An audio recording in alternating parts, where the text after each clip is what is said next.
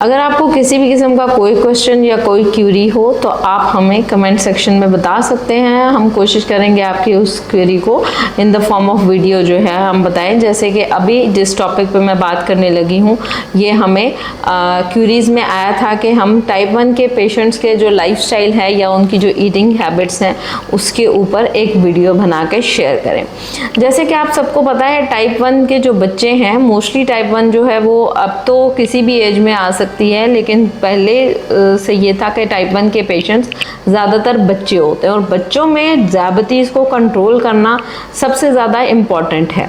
Lifestyle चाहे type 1 है चाहे टाइप 2 है, हेल्दी लाइफस्टाइल ऑप्ट करना दोनों सूरतों में बहुत ज़्यादा ज़रूरी है।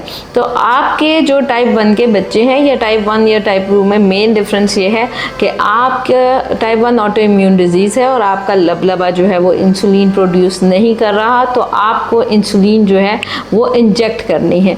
डोज ऑफ इंसुलिन जो है वो आपका डॉक्टर आपको सजेस्ट करेगा आपके वेट के हिसाब से, लेकिन अगर आपने डाइट के हिसाब से उसको मैनेज करना है तो उसके लिए न्यूट्रिशनिस्ट मौजूद है और हम आपको गाइड कर रहे होते हैं।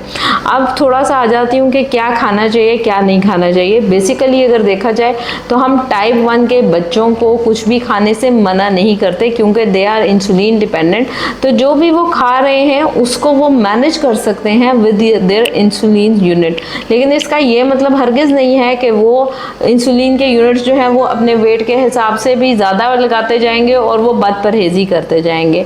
नॉर्मली हम टाइप 1 के बच्चों को कुछ भी खाने से एज सच मना नहीं करते, लेकिन हम उनको ये कहते हैं कि मेजर जो न्यूट्रिएंट्स हैं कार्बोहाइड्रेट्स, फैट्स और प्रोटीन्स, तो फैट्स और प्रोटीन्स वो मॉडरेशन में नॉर्मली ले सकते हैं, लेकिन कार्बोहाइड्रेट के मामले में उन्हें थोड़ा सा अपना ख्याल रखना चाहिए, जिसमें हम फर्दर कार्बोहाइड्रेट्स को 3 कैटेगरीज में डिवाइड करते हैं, जिसमें सिंपल शुगर या सिंपल कार्बोहाइड्रेट्स हैं जैसे कि चीनी, शहद, शक्कर, गुड़, इस तरह की जो कार्बोनेटेड ड्रिंक्स या इस तरह की चीज़ें जो ब्लड ग्लूकोज को एकदम स्पाइक देते हैं, तो हम उन चीज़ों से मना करते हैं या अवॉइड करवाते हैं। सेकेंड नंबर पे आ जाते हैं moderate acting carbohydrates. Moderate acting carbohydrates जैसे कि दूध, फल वगैरह। टाइप 1 के पेशेंट जो हैं वो दूध, फल और इस तरह की चीज़ों का इस्तेमाल कर सकते हैं। थर्ड कैटेगरी में आते हैं कॉम्प्लेक्स कार्बोहाइड्रेट्स, जो कि पहले भी बता चुकी हूँ कि आपकी जितने भी सीरियल्स हैं, लेग्यूम्स हैं, आपकी वेजिटेबल्स हैं, वो सारी की सारी इस फैमिली में आती हैं। तो कोशिश करें कि टाइप 1 के जो बच्चे हैं वो इन 2 कैटेगरीज को अपनी खुराक का हिस्सा बनाएं, ना कि वो सिंपल जो कार्बोहाइड्रेट्स हैं या शुगर्स हैं उसका अपना खुराक में हिस्सा। अब टाइप 1 के बच्चे बहुत ज़्यादा जैसे कि आजकल मोबाइल का दौर है या कंप्यूटर का दौर है, तो इनडोर गेम्स खेलते हैं, आउटडोर गेम्स नहीं खेलते। फिज़िकल एक्टिविटी नहायत ज़रूरी है टाइप 1 के बच्चों के लिए। तो फिज़िकली एक्टिव होने के लिए कोशिश करें कि अपने बच्चे को आप लोग आउटडोर गेम्स की तरफ लेके जाएं।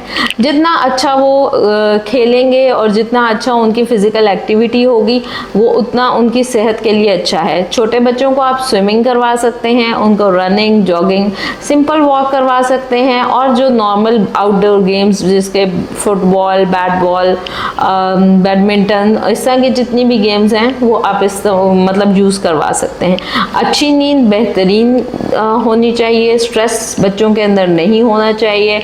और एंड पे इस चीज़ को ऐसे ख़त्म करूँगी कि इंसुलिन प्रॉपर टाइम पे लगाएं और सही तरीके से लगाएं।